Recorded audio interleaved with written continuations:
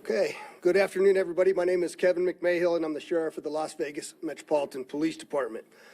We are here this afternoon to provide some significant updates to the vehicle-borne improvised explosive device and suicide at the Trump Hotel. We have uncovered additional documents and information we feel it is important to share with you all. I will reiterate again, however, to you that with this new information comes more questions than answers. I will not provide an opinion on what the documents mean, nor will we release information or documents that have not been completely verified by our joint investigators. As I said, the joint investigation, again, is being conducted by LVMPD, the FBI, and the ATF, and we've been working this thing around the clock since it happened. In regards to some of the developments, I want to talk to you just a little bit about the fact that on the cell phone of our suspect, we discovered a much larger 6-page, what we're describing as a manifesto. This is in addition to the previously released 2 letters and the email that was sent to the mentioned podcast host. On this particular 6-page document, there is material that we still have not been able to work completely through with our federal partners and the Department of Defense, and some of that material may be classified, so we will not be releasing that document yet in its entirety. You will see some excerpts from that document here in just a few moments. New evidence has also emerged that this death was a suicide and that a V-bid or a car bomb was used in the incident. We'll talk a little bit about that. Of particular note, we also have clear evidence in this case now that the suspect used ChatGPT, artificial intelligence, to help plan his attack. I'd also like to note that in these documents you will see that the suspect believed he was being followed all the way from Colorado. And I want to make it clear that our suspect in this case has never had a criminal history, nor was he on the radar of the FBI or the LVMPD prior to this bombing. For some of the significant updates, I'm going to turn this over to Assistant Sheriff Dory Corrin to go through those processes. Dory? All right, good afternoon. I'm Assistant Sheriff Dory Corrin at the Las Vegas Metropolitan Police Department. I oversee our Homeland Security and Investigative Services Group. As I mentioned last time, that includes our counterterrorism unit, which is one of the key elements work in this case. As the sheriff pointed out, we have a few developments, one on the video analysis and the video evidence that we've recovered, the other is on the physical evidence that we've recovered from the vehicle, and finally the digital forensics. So I'll begin with the video analysis. We now have video footage that we're able to confirm that the suspect did prepare and stage for his planned attack. You'll see the suspect here in the video. He'll end up pulling out a can of racing fuel from the back of the vehicle, and then he'll start pouring that racing fuel onto the back where there's contents of explosive materials. You'll see that in just a moment here. It's a white can. We did recover that can from the vehicle and did confirm that it was racing fuel. In addition to this video, after you see him pouring it, you're going to see as the vehicle drives away, you'll end up seeing fuel leaking from the vehicle, which is consistent with what you're seeing him pour. So he'll seal the vehicle right here, and then he'll start driving off, and you'll start seeing traces of fuel that's dripping from the back of the vehicle. You'll see other parts here, and you guys can take a closer look after the fact, too, to try to see the dark spots versus the spots that were dry before. In addition to this video, we also have additional evidence that includes showing that the vehicle was leaking upon his arrival to Trump Towers. So in just a moment here, you'll start seeing right there, you'll see a trail of liquid falling from the back of the vehicle.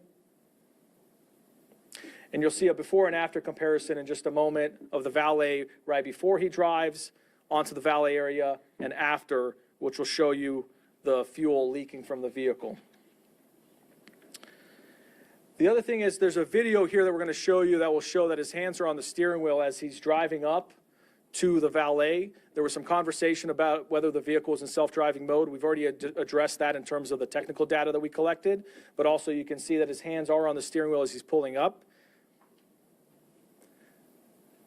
And then finally, we're going to show a video here, and ATF will elaborate on this a little further in their briefing, but of the explosion that occurs. You're going to see frame by frame, you'll see an initial flash prior to the larger explosion. So we'll pause right there. That's the initial flash that happens right before the large explosion. You're going to see a still in a moment. Right there's the initial flash. And then following that is the large explosion. The other thing that you're seeing circled in red there is, we believe, fumes from all of the racing fuel that was poured inside the vehicle and on the back. It ignited first, which is consistent with the briefing that you're going to get from the ATF on how the actual explosive materials were ignited. The next area I want to talk about briefly is the physical evidence recovered from the vehicle. There were 3 cart casings, 50 caliber expended cart casings that were recovered. You can see images from the forensics there. What's very important about these cart casings in terms of what happened in that vehicle, 2 of the cart casings had primers that were burned out due to the intense heat.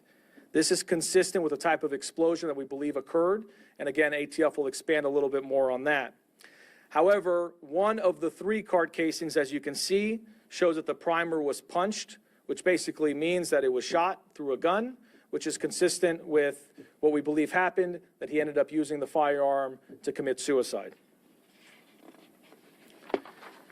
In addition to that, just want to revisit the firearm damage. There were 2 firearms that were recovered, the AR pistol and the Desert Eagle handgun. On the AR pistol, we found that it was inoperable, so we're limited on the ballistics analysis that can be done. However, we did find that there was a damaged cartridge inside the AR pistol that looks like it was damaged from the intense heat, which would have caused the round to go off, but it was not fired by the gun. Secondly, the Desert Eagle handgun, when we did the forensic analysis on that, we did find that there was 1 unfired cartridge inside of the firearm, which is consistent with the firearm having been discharged and the reload happening, putting another bullet into the chamber. The other area, just very quickly on the explosives, our lab did do some tests and they did confirm the presence of ammonium nitrate and aluminum. Our financial records, his journal entries, a variety of other things confirm that he did purchase what he believed was tannerite, but it was a different form of exploding targets that has has ammonium nitrate and aluminum in it, which is one of the explosive materials that he had. Transition over to the digital forensics. We had briefly mentioned that there was a note in his phone that was titled surveillance log or surveil log, and it was more of a journal of activities. It did point out people he thought were following him at various instances. We will work on trying to get as much of that information out as possible, but just so you can kind of have an idea here, there's kind of a little bit of a summary. So for example, on December 27th, you can see he talks about purchasing the firearms, in particular the Desert Eagle and the AR pistol. On December 28th, the following day, just an excerpt for you, he talks about picking up the Cybertruck as a rental and purchasing exploding targets. On December 29th, he talks about purchasing camping gear as well as white gas, which we believe is the fuel.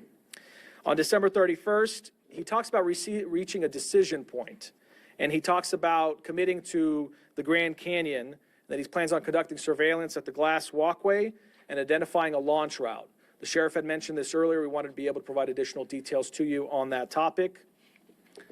Continuing on the digital forensics, well, actually, I will just reference that. When he talks about the Grand Canyon, that was on December 31st. We don't know exactly why he changed his plans from going to the Grand Canyon to potentially launch off of that glass skywalk, and why he chose Trump Towers. We're still looking at that. But ultimately, as we all know with what happened, there was a change in plans, and he showed up here at the Trump Towers on the following day on January 1st. Now, moving on to that 6-page manifesto that the sheriff talked about. This document was found as part of the digital forensic analysis of his phone. There's a variance of grievances and a constant evolution of his plans or intents of what he wanted to do.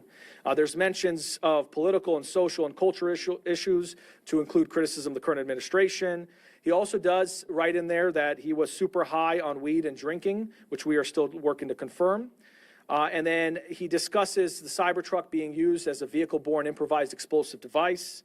He also says that he has graphic encounters from his military experience that replay in his head over and over, and that now he feels like he's a shell of a human being with nothing to live for. This is important not only because it points out the suicidal component, but it also talks about the mental health that he was dealing with, mental health issues that he was dealing with. Just continuing on that manifesto, a few other excerpts for now is he discusses the concerns about the withdrawal from Afghanistan and losing his teammates, which again builds upon that potential PTSD that we're referring to. He does transition at some point and talks about being concerned of the media labeling him as a terrorist and that he had no intent on killing anyone else aside from himself. But finally, one of the last points in there, because this constant flow back and forth of different thoughts, he does talk about his intent to make this as public as possible and that he is loaded up on boom, in quotations, and fireworks for New Year's. Moving on to another part of the digital forensics, the sheriff talked about how the suspect in this case used ChatGPT to plan out his attack. You're going to see a few of the entries that he posted. This is chronological by date, but he basically starts using ChatGPT, which is a generative AI, to be able to get information on how to conduct this particular plot. So ultimately, you'll see that he looks at trying to figure out the amount of explosives needed in order to conduct the explosion he was looking to cause. He also talks about, in the next set of questions, you'll see he's trying to figure out where to buy fireworks and how much of it to buy. He looks at the equivalence of those fireworks and how they compare to TNT and other types of explosive material.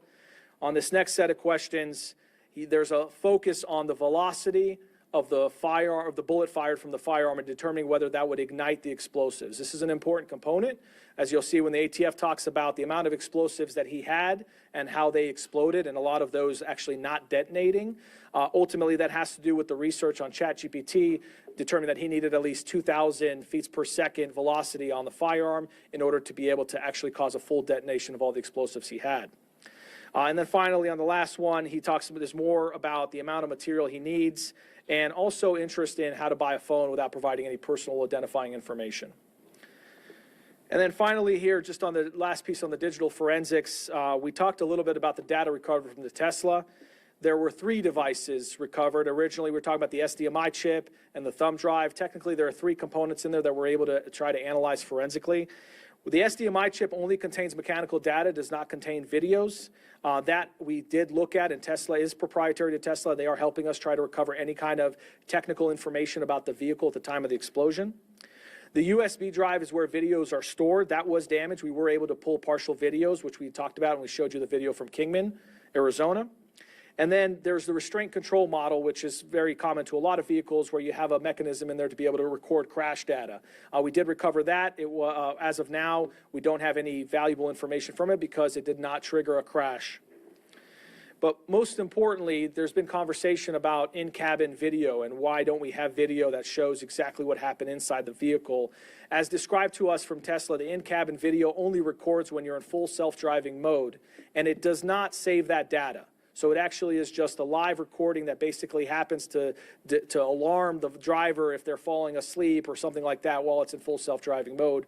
We know through the forensic analysis and through the work with Tesla that the vehicle was not in self-driving mode, so this feature would not have been activated, which is why we don't have video footage of the in-cabin activity. With that said, I'd like to transition to our partners. Both the FBI and ATF have been instrumental, and as the sheriff pointed out, it's been a collaborative effort that also expands to a variety of other partners who have helped us along the way. I'll turn it over to ATF Assistant Special Agent Kenny Cooper to go into the explosives.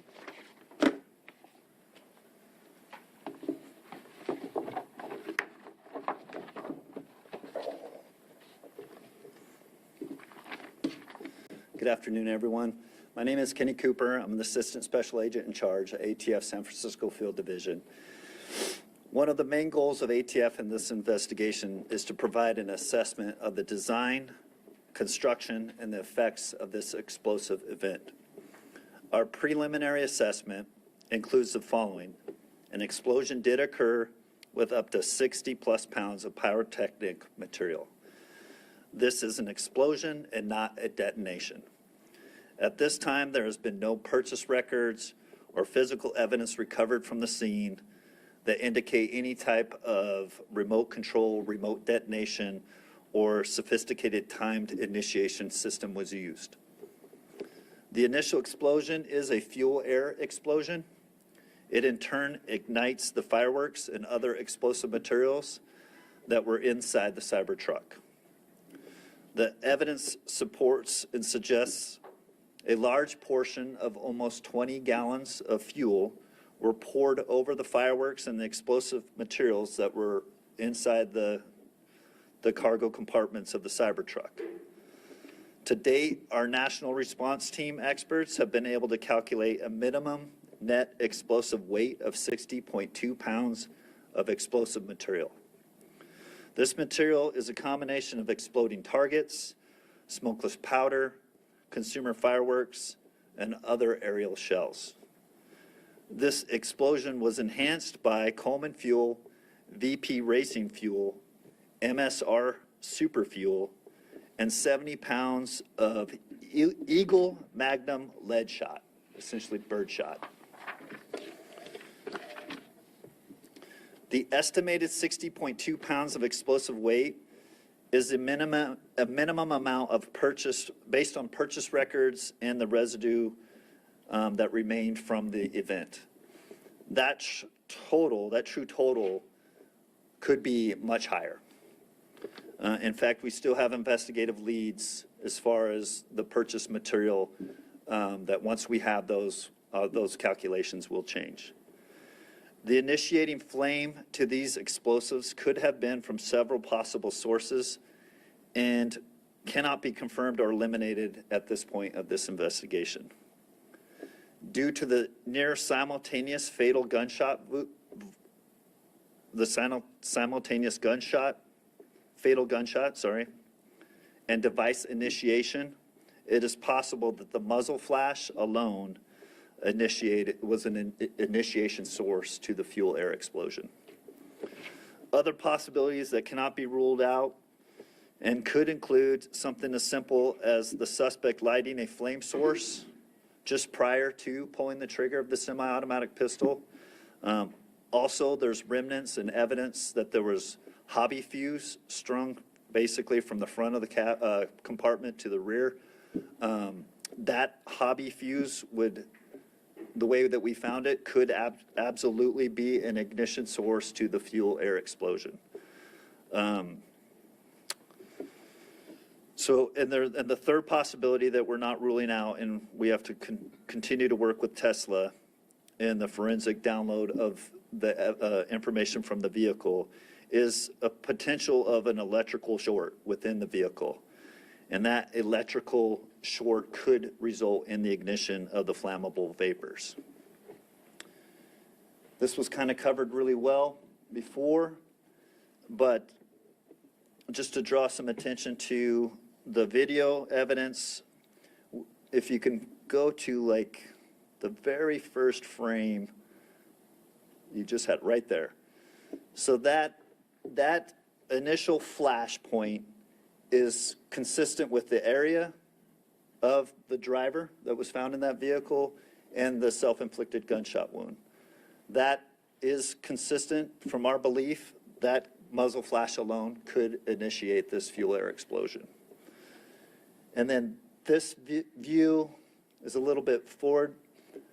That's initially the second frame as we progress through that. That visual just visually characterizes exactly what a fuel air explosion is as it propagates from the initial ignition and eventually moves throughout the vehicle. The flame there on the seam of the door just further verifies that fluid was poured throughout that vehicle and is dripping from that vehicle as he rolls up, and that vapors from that is all starting to ignite. Even though this goes fast as it's played through, in orders of magnitude, this is much slower than a detonation of high explosives. And then as you continue through, it just shows the destruction of that vehicle, and a full thermal event occurs after that. It is important to note that the consumer fireworks are designed specifically to not mass detonate. This limited the explosive effects, resulting in a deflagration versus a detonation of the materials.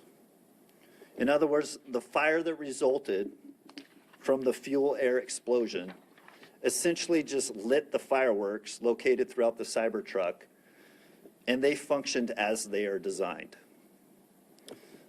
And then final point that I want to make a point of, the volume of lead shot, 75 pounds of purchased birdshot, is indicative of an attempt to weaponize the device over and above the explosive and incendiary effects. So we do know, as a matter of fact, that the results of this explosion could be much greater. Is there any other points you wanted me to cover, Sheriff? Thank you.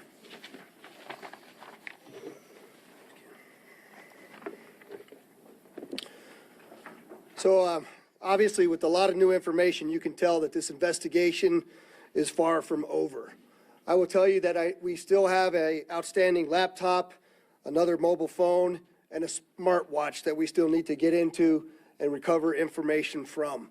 We will continue to work towards that end. My public information office will be releasing a link to at least the ChatGPT information and some of the information that we released out here today. I would like to just pause for a moment and take a chance to thank the tireless efforts of all of the detectives, the agents, federal and local, for the work that they've done on this. They haven't rested for a day. We've brought resources in from all around the country to get us to where we're at. They've just been remarkable, and I want to publicly acknowledge them. There remains much to investigate and to analyze about this incident so that we can, number one, learn from it, but number two, continue to keep our community safe.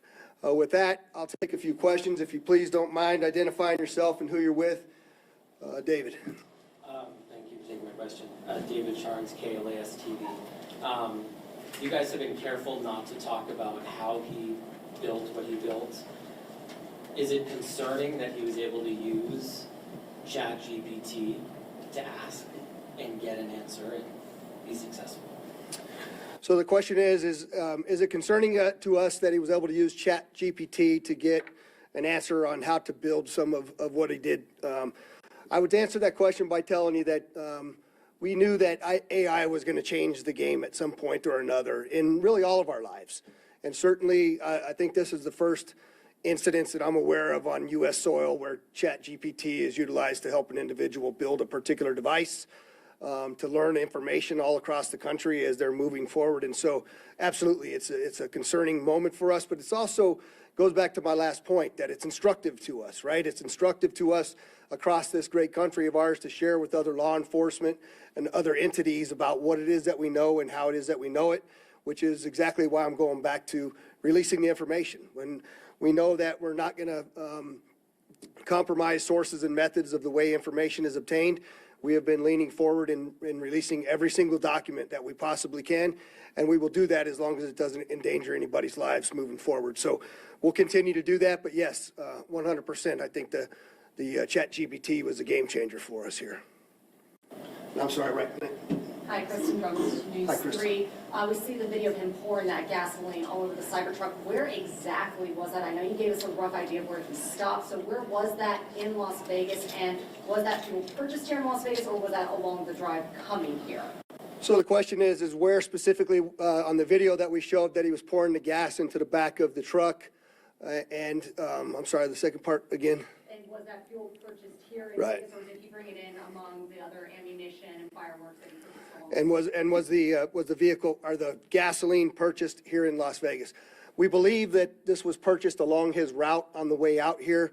We're continuing to look at all the places that he stopped to actually purchase both the birdshot and the other things that were mentioned as to being in the back of the vehicle. So not 100% confirmation yet, but that video was taken from a parking lot at Flamingo and Koval. It took us a little while to get to the video to be able to zoom in on where it was at, but our digital forensics lab was able to actually get to that video, enhance it enough so that we could see specifically what was going on. We knew we possibly had that, but it just took a while for us to get to where we're at. Did any witnesses see him pouring that gasoline on the truck there? We don't have any of that. Yeah, the question was, do we have any witnesses that actually saw him pouring the gasoline? I could tell you could see he's in the corner there. We have not yet found anybody in the community that witnessed the pouring of that fuel into the Cybertruck, but if there's anybody that out there saw that, please contact us. We do need that information. with the Review Journal. Is there a scenario in which this is considered a terrorist attack or an attempted terrorist attack? So what, the question is, do we consider this a terrorist attack or an attempted terrorist attack? And I would just simply say that we haven't closed any doors on what where our investigation is going to lead us and what we label it as. As of now, we have nobody that we're going to be prosecuting for this case, but we haven't closed a single door on what the investigation is looking at. Anybody else? Back to David. Why, obviously his writings and what's on the phone are important to figure out why we're here today. But when we talk about the document that was sent to the podcasters and his other writings, why is that important? Why do we, I mean, obviously we want to see it, but why does that matter in your investigation? So the question is why does what he sent to the podcaster matter in our investigation and releasing of all of the documents that we're releasing here today? And I think it goes to show his mental status. It goes to show what he was thinking. It goes to show what his intent was or was not. Quite frankly, as you well know, I mentioned this in the first two press conferences, we're very well aware of all of the things that are out there on the internet that are being said about what occurred, what didn't occur, and we're working very hard to answer every single question that we have out there. We're trying to figure out why Las Vegas, why the Cybertruck, why the route that he came here. I think we have some pretty good answers, but as I mentioned to you previously, I'm not going to answer anything on the hypothetical. I'm only going to give you the facts as I know them. So one last, or there's two more. Go ahead. So I believe. I'm sorry, where are you from? A Review Journal. I'm sorry. Special Agent Cooper mentioned that the result of this explosion could have been much greater, but we also see him writing that he had no intent to harm anyone but himself. Can you elaborate a little bit on what kind of prevented it from being more harmful than it was? So the question was, we mentioned that the explosion could have been much greater. However, one of the things that he wrote was that he didn't intend to hurt anybody else, and maybe I'd just let you, Kenny, answer how it could have been much greater. So our initial findings of 60-plus pounds of explosive material, if he was to achieve a high-order detonation of that, it would have been a significantly different blast. So whether he failed to achieve that mission, whether he backed out of that and went more to just a suicide, like those are hypotheticals we can't get inside his head to answer. We just know factually he had enough material in that vehicle that if a high detonation occurred, it would have been a significant different blast. You say that I don't think we really understand what high detonation means. So when you talk about that, you mean like if it had been hooked up, we don't know how bombs work. So what does that mean? So essentially an explosion, there's kind of two categories of explosion. A detonation, we're talking about feet per second in science. Typically 3,000 feet per second to initiate a blast sequence, kind of putting it in layman's term, to essentially boost an explosion to a different level. This was deflagration. So the material essentially burned in a pattern, still reaching an explosion, and still appearing to be extremely fast. But it's a much slower release of energy, an explosion, versus a detonation. Also, once you achieve a detonation, those materials react chemically different, and they essentially explode with much greater force. So you're saying the theory that he either lit a match or the muzzle was what set it off was a low energy source versus something else, correct? No, I didn't do well in science. You're basically saying that there wasn't a remote, there wasn't anything that quote-unquote detonated it. It just happened to go off, and you were figuring out how it went off, whether it was the gun that ignited it, right, from the Release of the charge. yeah, from the discharge of the gun, we see that blast coming out. Right. Or it was, like you said, a match, potentially, Right. right? So, to achieve a detonation, like military-grade det cord, explosive blasting caps, things that are used in commercial explosive operations or military operations. There's no evidence that any type of those items existed in this. So the other capability that existed here is the exploding targets.